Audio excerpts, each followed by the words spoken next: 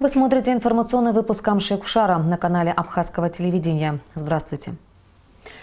Грипп остается главным вопросом сегодняшнего дня. Пресс-служба Министерства здравоохранения Республики Абхазия сегодня распространила сообщение о ситуации с заболеваемостью гриппом H1N1 и ОРВИ в республике.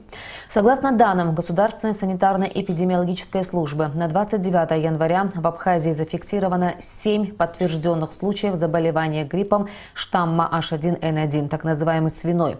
Из них в республиканской больнице находятся 2 человека. На данный момент все заболевшие проходят лечение и изолированы. Между тем, в рамках контролируемой ситуации больные начали лечение раньше, чем был подтвержден диагноз гриппа H1N1, так как экспресс-диагностика может отнести вирус лишь к одной из групп гриппа, но для точного лабораторного определения его штамма необходимо не менее 2 суток.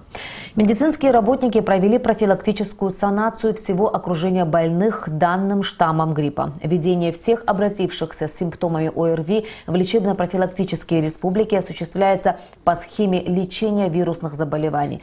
Не допустить серьезных осложнений, которых несет за собой свиной грипп H1N1, позволит только своевременное обращение к врачам за медицинской помощью. Профилактические меры, которые должен соблюдать каждый родитель и взрослый.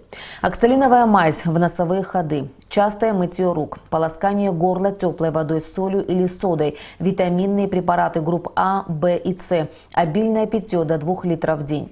Министерство здравоохранения Республики Абхазия еще раз подчеркивает, что самым действенным методом борьбы со вспышками сезонного гриппа является лишь своевременная вакцинация. Ситуация с распространением гриппа была обсуждена на совещании, которое прошло сегодня в управлении образования Сухума. Медицинские работники и педагоги обсуждали вопросы введения карантина в образовательных учреждениях столицы и пришли к выводу, что такой необходимости нет. Тему продолжат наши корреспонденты. В Абхазии зафиксирована вспышка сезонного гриппа и ОРВИ. По словам специалистов, в этом году вспышка вирусных заболеваний началась намного раньше, чем в прошлом. На сегодняшний день в Сухуме количество заболевших гриппом и ОРВИ возросло. За 3 дня, с 28, 29, 30, в детской поликлинике на прием обратилось 39 детей с ОРВИ и ОРЗ. 29-го 51 ОРВ и 30-го 10 ОРВИ.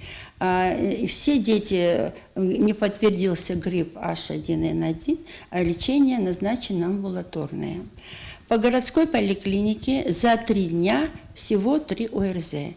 И все они получают амбулаторное лечение. Поликлиника номер 3, 20 больных ОРВИ и ОРЗ, также амбулаторное лечение. Инфекционная больница, за сегодняшний день 10 обращений. Кроме того, вновь зафиксированы случаи заболевания свиным гриппом. Заболевшие проходят необходимый курс лечения в Сухумской республиканской больнице, и их жизни ничего не угрожает. По словам специалистов, не допустить серьезных осложнений позволит лишь своевременное обращение к врачам за медицинской помощью. А самым эффективным и действенным методом борьбы со вспышками гриппа является вакцинация. В этом году, по крайней мере, у нас есть средства диагностики. Есть и экспресс-тесты, которые нам скажут, грипп или не грипп, и они уже применяются. Уже буквально сегодня эти тесты применены, установлен грипп типа А. Дальше уже будет лаборатория республиканской СС, точнее, республиканская санитарно-эпидемиологическая лаборатория, она уже будет смотреть, это H1N1 или нет. Также на совещании в управлении образования Сухума совместно с руководителями и медработниками общеобразовательных учреждений, детсадов и школ столицы обсуждались вопросы о необходимости введения карантина в школах. На совещании отмечалось, что карантин вводить в школах столицы нет необходимости, но согласно приказу министра здравоохранения все культурно-массовые мероприятия в школах будут отменены. Что касается карантина, вот в наших школах около 8 тысяч учащихся. На сегодняшний день отсутствие детей составляло чуть более 2000 детей. Чтобы сделать карантин, нужно сопоставлять цифры детей, отсутствующих в школе, и сколько детей обратилось в медицинские учреждения. Санитарные службы держат постоянно ситуацию под контролем, ежедневно получая отчеты из медицинских учреждений и школ. Гугут Савардания, Руслан Орлов, Абхазское телевидение. Еще одна тема, которая находится в центре внимания нашего общества в последнее время – это тема предполагаемой добычи нефти в Абхазии. Мы попросили прокомментировать ситуацию государственного чиновника и эколога, министра экономики Абхазии Адгура Ардзенба и директора Института экологии Академии наук Абхазии Романа Дбар. Оба убеждены, сегодня речь не идет о добыче нефти в нашей республике, а лишь о геолого-разведывательных работах, которые необходимо провести, чтобы ответить на вопрос, есть ли черное золото в Абхазии, и если есть, то в каком количестве и какого качества. 16 мая 2014 года было выпущено распоряжение Кабинета министров в связи с обращением компании Апснойл по получению лицензии на право проведения геолого-разведочных работ и, соответственно, добычи нефти на этом участке, Ачимчирском участке. В соответствии с этим распоряжением в том же году было подписано соглашение между Министерством экономики и данной компанией. Речь идет о том, что данная компания, начиная с 16 мая 2014 года, является обладателем лицензии на проведение геолого-разведочных работ, и, соответственно, если будет обнаружена там нефть, те запасы, которые предполагаются, имеет право добывать эту нефть. На данном этапе, на сегодняшний день, вопрос не стоит о добыче или не добыче. То есть сейчас вопрос стоит о геологической разведке. Для чего нужно разведывательное бурение? Для того, чтобы подтвердить наличие или отсутствие тех запасов, о которых говорят наши архивы из советских времен. Если речь идет об инвестициях, об инвестиционном проекте, значит, должны быть на первом этапе конкретно обозначены объемы. Сегодня оборудование позволяет сделать практически 100% оценку запасов.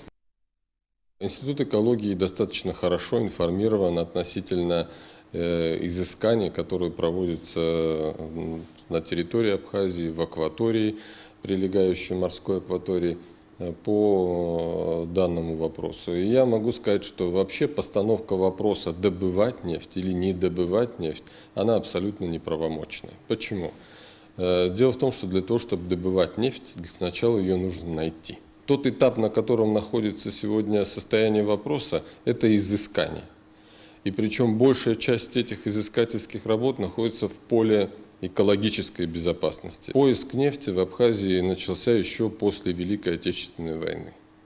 На протяжении десятилетий шли самые разные изыскания для того, чтобы обнаружить нефть. Нефть представляет собой и стратегический ресурс, и богатство, и в то время никто даже не ставил вопрос о необходимости и ненужности подобного рода работ. На протяжении десятилетий в Абхазии было пробурено десятки скважин разной глубины, включая достаточно глубоких, это больше 3 километров, до 3 километров. Некоторые из них достаточно хорошо известны в Абхазии, из них сегодня идет горячая вода, которая используется там для различных целей, в том числе и сельского хозяйства. Но сегодня не все знают, что большая часть скважин находится в разной степени консервации. Естественно, что геологические изыскания, они сопровождались бурением, затем некоторые скважины временно закрывались в надежде на то, что к ним вернутся для того, чтобы их полностью ликвидировать, например, залить бетоном и полностью законсервировать для того, чтобы они не представляли угрозы. Но Советского Союза нет, и, естественно, это наследство, оно осталось нам. И, например, некоторая часть этих скважин до сих пор находится в опасном состоянии. Если появляется инвестор, который берет на себя в поисках, разведки нефтепродуктов на себя такие дополнительные обременения, как санацию, проверку этих скважин и их ликвидацию, то есть заливка их соответствующими растворами, для того, чтобы полностью обезопасить эти скважины, сделать их неопасными для природной среды, это нужно приветствовать.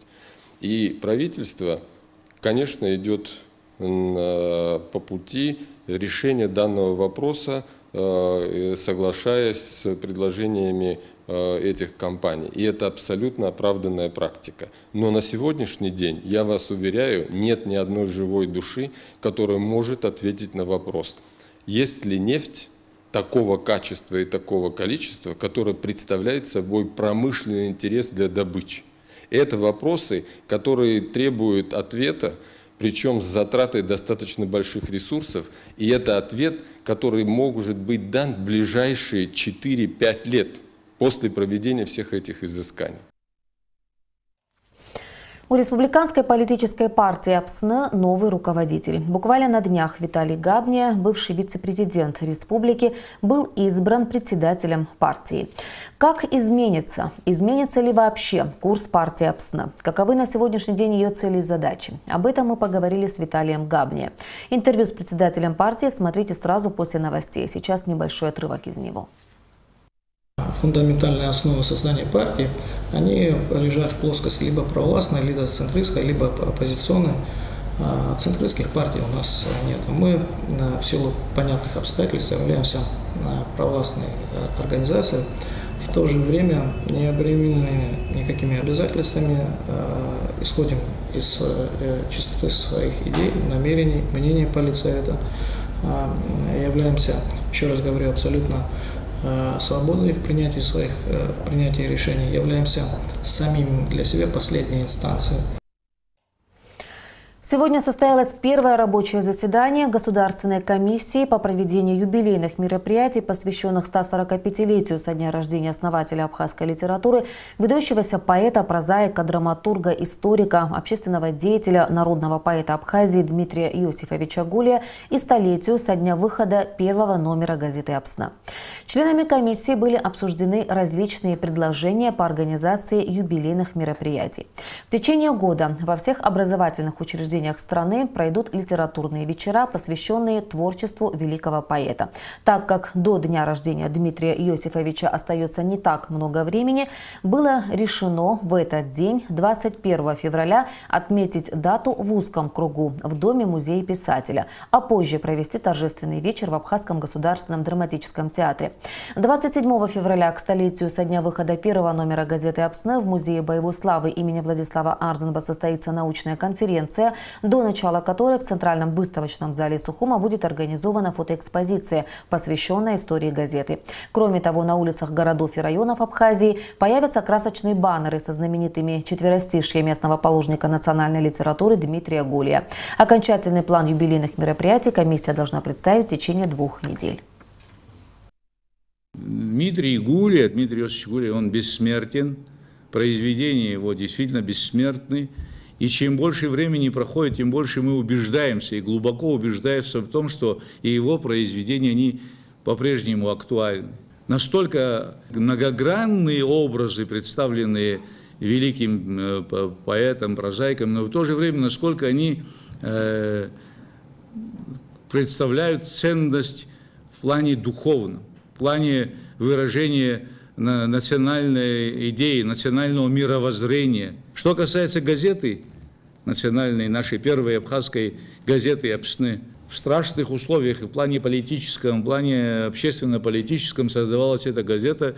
И слава Богу, у нас есть огромная такая увесистая книга, в которую вошли почти все номера. Днем национальной печати у нас считается 27 февраля в Абхазии, потому что с этой газеты, с этого печатного издания началось наше формирование нашего печатного слова. Вот почему очень важно столетие отметить на достойном уровне.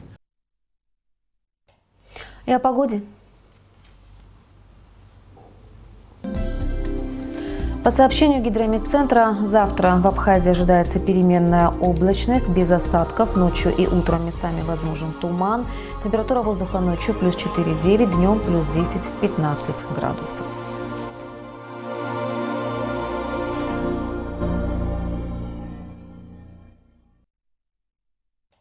Информационный выпуск завершен. Я прощаюсь с вами. До встречи в эфире.